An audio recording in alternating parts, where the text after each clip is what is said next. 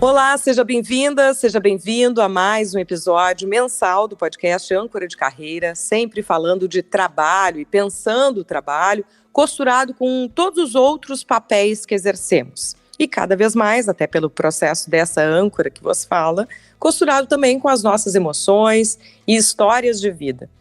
E daí, algum tempo atrás, eu recebi a sugestão de conversar com uma empresária aqui de Porto Alegre, que toca uma das nossas mais queridas atrações turísticas da capital gaúcha, que é um dos passeios de barco pelo Guaíba, que é o barco Cisne Branco.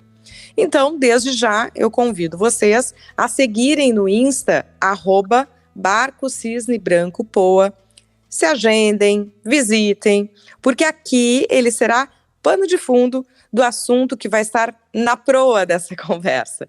Os aprendizados, os desafios e o renascimento do negócio herdado pela empresária Adriane Hilbig. Tudo bem, Adriane? Olá, tudo bem, Sabrina? Tudo certo, tudo ótimo. Obrigada por participar conosco. Formalmente, eu posso apresentar a Adriane como uma mulher casada, com filhos, que possui MBA em marketing de serviços, que atua há mais de 40 anos na área de turismo, que assumiu em 2020 a presidência executiva do Porto Alegre e região metropolitana Convention and Visitors Bureau, além de ser membro dos conselhos municipal e estadual de turismo e ainda parte da diretoria da Associação Comercial de Porto Alegre. Até aí tudo certo, Adriane? Até aí tudo certo, são várias atividades. Bom, mas como eu digo, todo lugar na história tem uma história até esse lugar. E a Adriane também é a sucessora de Alfonso Hilbig, seu pai, na diretoria da empresa familiar Orgatur. Então ela começou a trabalhar com o pai e a mãe aos 14 anos, depois cursou educação física e trabalhou 2 anos nessa profissão, voltou a trabalhar com o pai, saiu mais uma vez da empresa quando o pai se afastou. Nesse momento ela foi trabalhar com corretagem de imóveis, até voltar mais uma vez para a empresa e só mais tarde, numa negociação familiar, ficar de fato com a empresa, finalmente dela. E aí, Adriane, eu queria que tu nos trouxesse, até esse ponto que eu narrei, em que momento a empresa entrou no teu projeto de futuro, né, a ponto de assumir a empresa nessa divisão de bens familiares. Porque eu imagino que quando foste lá para a educação física, ainda não era a administração do negócio que estavas mirando. Em que momento se tornou um projeto de futuro? Na verdade, as coisas foram acontecendo, né? A nossa família, de uma forma geral, ela trabalhou toda na empresa, né? Então, a empresa fazia parte da nossa vida, tanto profissional quanto familiar. Quando comecei lá nos 14 anos, comecei porque queria trabalhar e queria ter o meu dinheiro, ser independente, né? Então, estudava de manhã e trabalhava de tarde. Aí saí para fazer educação física, que era a minha paixão na época, né? Depois fiquei trabalhando com a educação física durante 2 anos, mas aquela coisa sempre voltando, né? Porque a gente tinha a vivência em casa da própria empresa, os pais comentavam, aquela coisa toda, e é uma área apaixonante, né, o turismo. Então, terminei voltando para a empresa, sempre precisando de gente para trabalhar, trabalhei em todos os setores da empresa, então desde de office boy até, né, e sempre tive muita liberdade e muito entrosamento com o meu pai para o trabalho, né, então isso foi bem bacana, assim. E quando nós chegamos nessa parte de divisão familiar, na verdade, eu fui a única filha que me interessei por ficar com a empresa ou trabalhar na empresa, né? Porque a minha irmã trabalhou lá de adolescente e saiu para fazer medicina, é médica. O meu irmão, até os 19 anos, ficou na empresa, mas depois saiu para montar a sua empresa de informática, e hoje ele tem uma empresa que faz criação de softwares. Então, quer dizer, na área do turismo mesmo, só eu que fiquei. E aí o que aconteceu? Olha, os pais já estão com mais idade, querem se afastar um pouco. Eu fui a única pessoa que realmente me interessei pelo trabalho, e aí fiquei numa composição familiar, terminei ficando com a empresa, né? Então foi mais assim uma sucessão de fatos que foram acontecendo, e sempre me dediquei muito e sempre gostei muito do trabalho, né? E aí foi acontecendo, na verdade. Não, eu acho que essa é a palavra mesmo, que é sucessão, né? Que em alguns casos é feito de uma maneira muito organizada e planejada, mas que ela é uma sucessão de fatos da vida, de escolhas que vão acontecendo. Eu achei interessante que tu colocaste, né? Quando falaste da educação física, era paixão naquela época. Naquela época. Porque as coisas vão mudando, né? Agora, olhando para o passado, fica mais fácil estabelecer uma cronologia, mas quando você está vivendo o momento, né? Claro. Enxerga tão claramente o que está ali na frente. E as coisas vão, e assim, ó, quando a gente inicia, né, puxa, a gente tem que fazer uma escolha profissional lá aos 16, 17 anos, a gente é muito imaturo ainda, a gente não conhece nada, a gente não sabe nada, e a gente acha que sabe tudo, obviamente, né, mas essas escolhas, assim, elas mudam, elas até com a vivência da gente, com as pessoas que a gente convive, elas vão mudando ao longo do tempo. Eu lembro que antes de escolher a educação física, eu pensava em jornalismo, eu pensava em RP, quer dizer, coisas assim completamente diferentes, e isso passa na cabeça de muito jovem, né? Então, as coisas vão rolando, vão acontecendo. Porque realmente a gente pode fazer muitas coisas, né? A gente tem que fazer uma escolha para organizar a vida financeira, inclusive, e poder investir e nos aprofundarmos, mas que a gente tem potencial para fazer muitas coisas, tem, né? Agora, eu te pergunto assim, já depois da definição da empresa como algo teu, quando se pega um negócio em andamento, ele já tem uma identidade, uma estratégia, uma cultura. E ser da família não significa necessariamente que as coisas são feitas do jeito que a gente faria. Quando tu assumiste, o que tu tinha vontade de mudar, se é que tinha? Na verdade, assim, ó, quando tu herda um negócio pronto, né, existem coisas positivas e negativas, como tudo na vida, né? Coisas positivas, assim, os processos já estão prontos, certos ou errados na tua opinião, mas já estão prontos, é seguir trabalhando, né? Quer dizer, se tu não modificares nada, a empresa segue do jeito que está. Como eu já participava da parte da administração há bastante tempo, né, mas sempre ou com o meu pai ou com a minha mãe, então, claro, tinha coisas que eu fazia mais por conta própria, né, sempre tive uma identidade dentro da empresa, e tinha algumas coisas, sim, que eu queria modificar,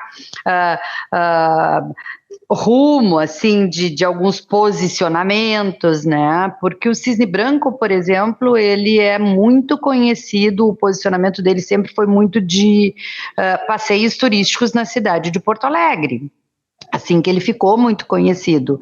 E quando eu fiz o MBA em Marketing de Serviços, que foi a primeira turma da SPM, nossa, cabeça fervilha, porque tudo que tu faz, né, é marketing, mas de uma forma organizada.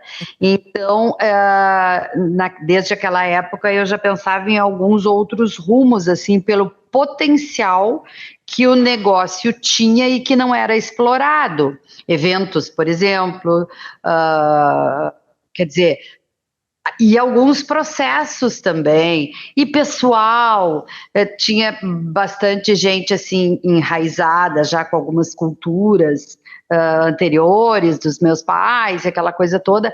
Então, ao longo do tempo, né, eu fui fazendo modificações para ficar com a minha cara, né? Porque eu acho que isso é importante, assim, quando tu assumes qualquer negócio, esteja ele pronto ou não, tu queres colocar a tua marca, né? Tu queres deixar o teu legado, é assim que tu faria. E a administração, sim, ele é planejamento, mas ela também é tentativa e erro, porque empresa é assim, a vida é assim, né? Tentativa e erro, não existe outra forma. Tu vais tentar fazer do jeito que tu queres, mas pode dar errado, mesmo tu planejando, e aí tu tens que voltar e fazer tudo de novo. E como é que foi isso, né? A possibilidade de erro, porque quando tu estava assumindo a administração, ainda tinha o teu pai vivo, né? Depois ele veio a falecer e isso é uma outra etapa, mas essa expectativa, assim, né? De dar certo, dar errado.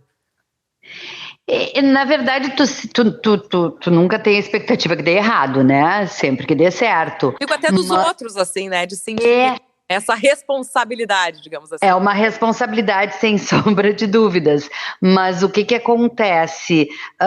Quando tu tem um respaldo, e aí é que está a herança, digamos assim, de uma empresa pronta e de uma empresa familiar, existe um respaldo, né? Existe umas costas quentes para mesmo que tu erre, a coisa andar direito. Né? Mesmo que tu erre em alguma coisa, em algum pensamento, em alguma ação, as coisas acontecem de forma correta. Então, é mais fácil de tu corrigir o rumo, né? Que as coisas estão dando. Porque muitas vezes pode, o que tu queres fazer pode se apropriar para aquele negócio, ser próprio do negócio ou não. Quando tu és menos experiente, tu tens uma própria expectativa, né? Tu acha que as coisas podem ser todas diferentes. Tu pode modificar tudo. E as coisas não são bem assim, porque existe cultura da empresa, existe a cultura dos próprios clientes, a demanda que já existe. Então, quer dizer, essa mistura de coisas novas com o que já estava dando certo, é que é importante, e é importante da gente se dar conta disso, né? A gente não pode querer chegar num lugar e modificar tudo que aquele lugar tem, né? Porque ele, bem ou mal, ele já tem uma identidade, e isso é importante que a gente respeite.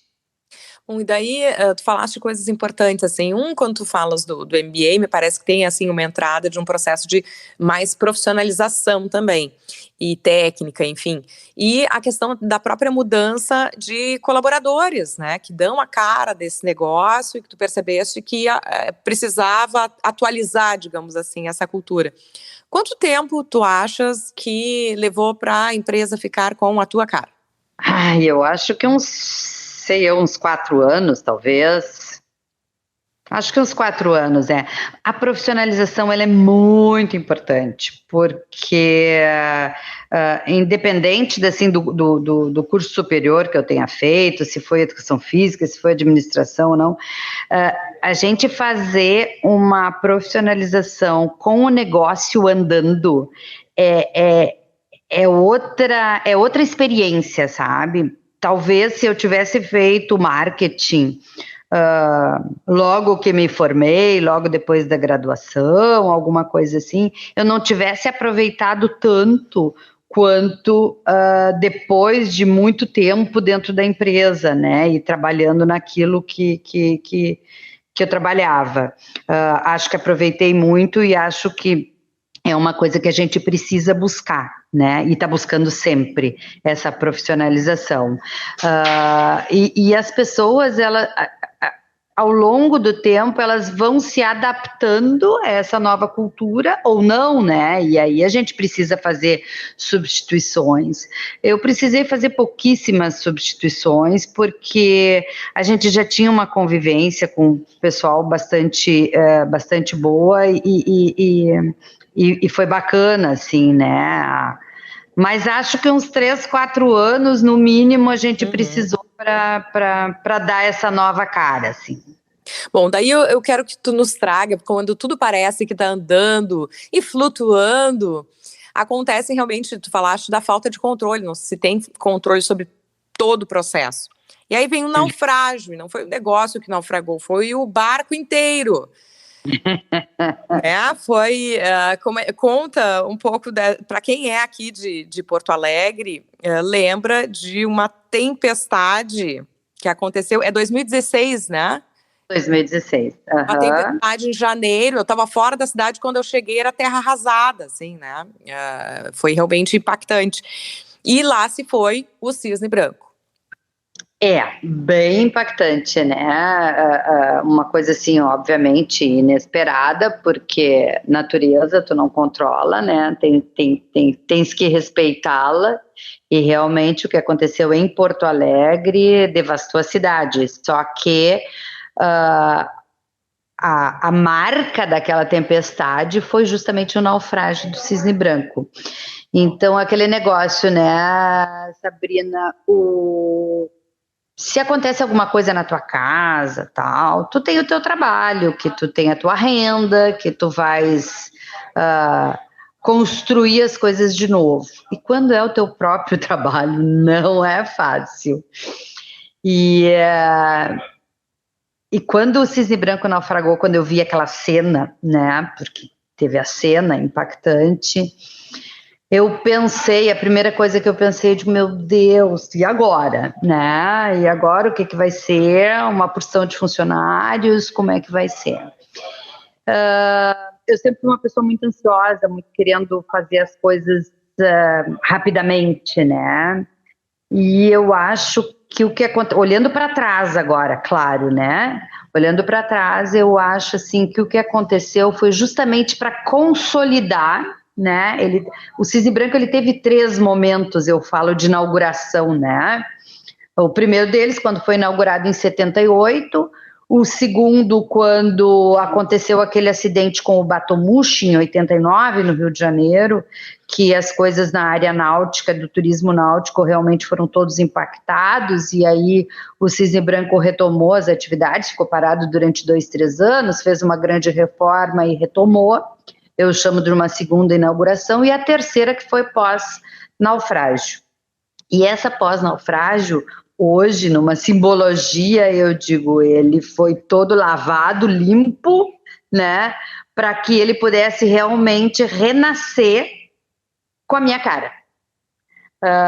Então, tudo que foi feito antes disso está na alma do cisne branco, do negócio, né, na alma da cidade. Então a responsabilidade ficou muito maior para mim, né, depois do naufrágio, porque realmente precisava ser uma vitória muito grande e precisava dar certo, porque tinha dado certo até ali, como que agora não ia dar certo, né? Um compromisso, na verdade, da minha parte, né, que eu adoro, que eu amo o trabalho que eu faço. Eu acho que esse trabalho, assim, é bem a minha cara, é o mostrar uma Porto Alegre mais bonita, é o mostrar um evento bacana, uma coisa diferente. Então, o Cisne Branco hoje, ele é um espaço cultural flutuante. A gente trouxe artistas, tem música, dança, mostra fotográfica, vernissagem a bordo, para justamente fazer essa mistura da cultura com o turismo, dessa coisa nossa aqui, né, para mostrar para as pessoas o quanto é bacana essa vivência. Então, eu me sinto muito satisfeita, realmente. Coisa boa. Já fica também o convite para quem quiser realmente fazer esse agendamento lá no site www.barcocisnebranco.com.br. Todo um processo mesmo, a gente passou aqui, óbvio, rapidamente, mas é uma jornada de vida e a gente queria ter essa ideia compartilhada com outras pessoas de todo um processo, né, que é a sucessão, que é uma herança e os desafios disso. E para fechar, a gente tem sempre o que a gente chama aqui de mentoria bibliográfica. Queria que tu nos trouxesse, nos indicasses algum livro que te marcou por alguma razão. Pois então, tu sabe que pode parecer clichê, né? Mas o Pequeno Príncipe, ele te dá, assim, uma lição de vida. Eu já li e reli, eu acho ele umas 10 vezes, talvez.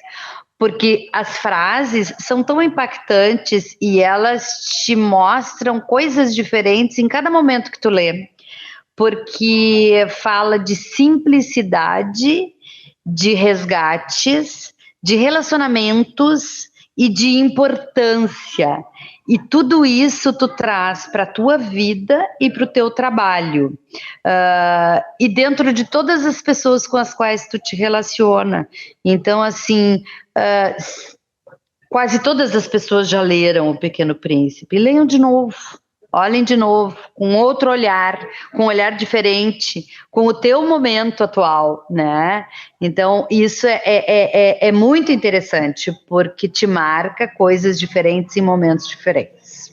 Eu acho que só acha clichê O Pequeno Príncipe quem não leu. Eu não li criança, eu fui ler depois adulta, quando eu fui ler para minha primeira filha, eu tenho uma de 12 e uma de 7.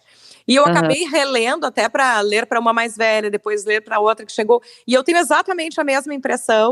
Aliás, O Pequeno Príncipe já apareceu algumas vezes aqui no Âncora de Carreira. Olha. Dica, como eu lendo alguns trechos, porque eu acho que realmente ele fala de gestão, ele fala de finanças, ele fala de relação com dinheiro. Tem muitas ilustrações bacanas ali, que bom que fala tu fácil. É isso aí, fala tudo.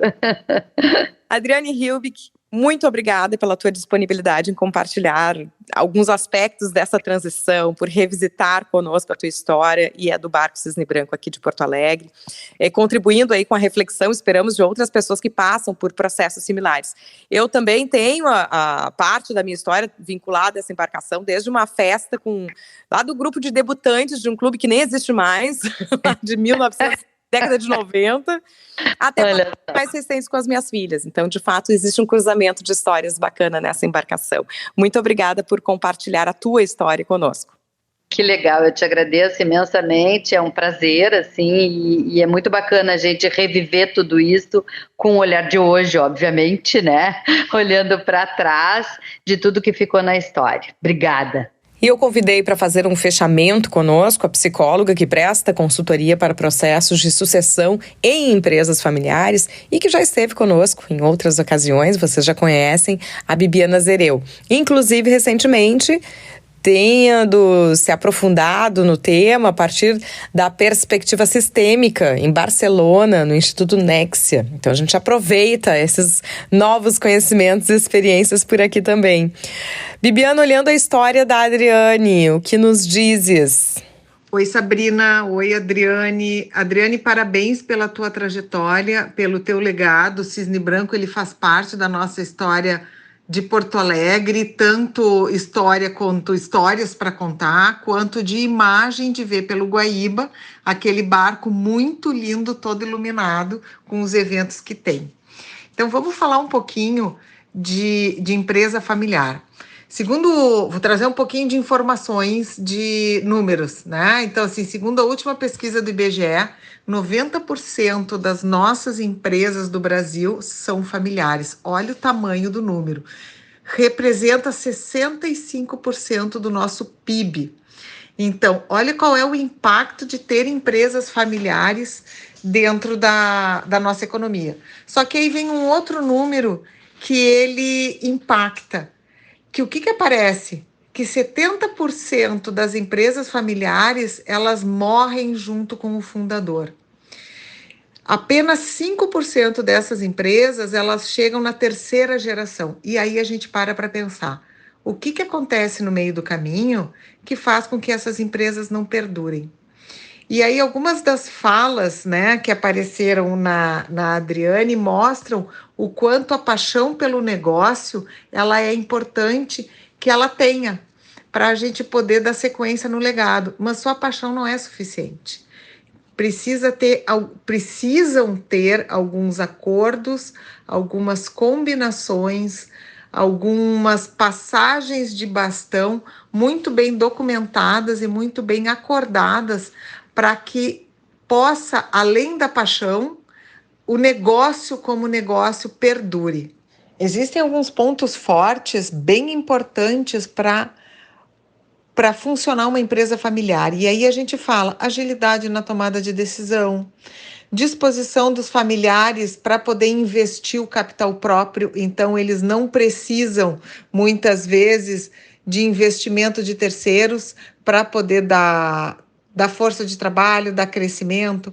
Muitas vezes a reputação do fundador, ela é fundamental para a empresa ter credibilidade no mercado, e aí muitas vezes a gente vê fotografias de fundadores e falas de fundadores, que é o que amplia o share no mercado, né? Mas ao mesmo tempo a gente também vê que tem alguns problemas que acontecem nas empresas. Muitas vezes são contratações subjetivas, a gente não entende porque algumas pessoas são contratadas, alguns familiares que às vezes entram na empresa porque são familiares e não porque têm a competência, né? Tem uma amiga minha que fala: se tem um jabuti em cima da árvore, é porque alguém colocou esse jabuti lá. E isso a gente faz analogia com muitas empresas que a gente conhece, e como é que a gente faz com que isso mude. Muitas vezes, alguns processos de mudança de uma cultura que não funciona mais, mas ela ainda está muito arraigada e a gente tem dificuldade de fazer essa mudança. São alguns dos fatores que podem fazer com que as empresas não saiam da primeira geração, que morram com o fundador. Algumas coisas são importantes para a gente poder sair do subjetivo e poder tornar mais palpável e poder trabalhar uma sucessão dentro da família. Então, quando a gente fala isso, a gente precisa olhar para instrumentos jurídicos societários, para uma governança familiar, para poder tornar concreto as combinações que muitas vezes não são claras no subjetivo.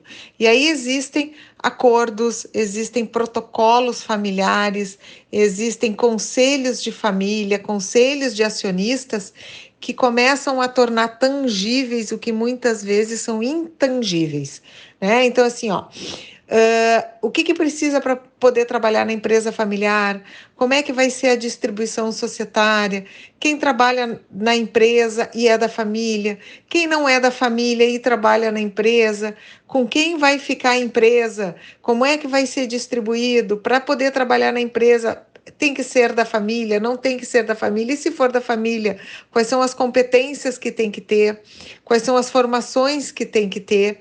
Como é que vai ser a entrada de membros da família e membros não da família? E aí, por aí afora, isso assim, é a pontinha do iceberg. Sempre lembrando, quando a gente começa a mexer nisso, alguns conflitos que estão subjacentes, eles começam a emergir. E aí, nisso, precisam ser trabalhados, falados, combinados, porque o que é combinado não sai caro. E aquilo que a gente consegue conversar, combinar e acordar, nos momentos e nos fóruns acertados, eles não vão gerar conflitos depois. O que muitas vezes mostra? Como a família é gerida e gerada, é um espelho de como será a empresa. Então, se é uma família organizada, que consegue conversar, que consegue fazer as combinações, que consegue fazer os acordos, provavelmente isso vai espelhar numa empresa organizada, onde conseguem ter os alinhamentos, onde consegue ter as combinações e as coisas conseguem ser cumpridas. Se é uma família desorganizada, aonde os papéis não são definidos, onde os papéis não são organizados, as combinações não são claras, provavelmente isso vai espelhar na empresa da mesma forma. Não havendo a clareza nas combinações, provavelmente na família isso vai impactar e por isso não consegue passar do fundador. Então, são vários aspectos que a gente precisa olhar e entendendo que para ter uma boa governança familiar, algumas combinações e instrumentos jurídicos e de governança precisam ser acordados. Muito obrigada, Bibiana. Os teus dados só reforçam como esse tema precisa vir à tona e ser abordado por aqui no Âncora, essa e outras tantas vezes em seus diferentes aspectos. Muito obrigada. Assim, a Adriane trouxe essa questão do alinhamento, da continuidade de valores e principalmente do respeito à história do pai, dos valores e das coisas que se perpetuaram, mostrando muito respeito ao que existia e tendo o cuidado de fazer as mudanças que ela entendia necessário. Então, assim, tá de parabéns. Achei a história bárbara, reforçando aquilo que eu disse no início, e é um excelente exemplo de empresa familiar. E muito sucesso e muita longevidade para esse negócio, que eu fiquei com vontade de fazer um passeio agora no verão. É uma boa ideia e vale em qualquer estação por aqui. Sigam no Instagram, @bibianazereu, @oficial. E sigam também o @podcast.âncora de carreira. Lá a gente tem, um compilado de todos os episódios que já foram ao ar. E como eu digo, como a gente trata aqui de questões atemporais, que a gente fala é troca de experiência e experiência não envelhece. Então podem voltar a acompanhar diferentes episódios cujo tema tenha sentido, seja pertinente para a vivência de vocês. Também sigam por lá, me mandem mensagens pelo Insta, me mandem lá seus feedbacks, suas sugestões de pauta ou de pessoas que consideram que tem uma história, tantas histórias, né? Todo mundo tem uma boa história para contar, mas que gostariam de ouvir também por aqui. A você, ouvinte, então, muito obrigada pela escuta. Eu espero que faça sentido, que gere passos, reflexões, atitudes. E lembrando, se curtiu, compartilha. Até o próximo!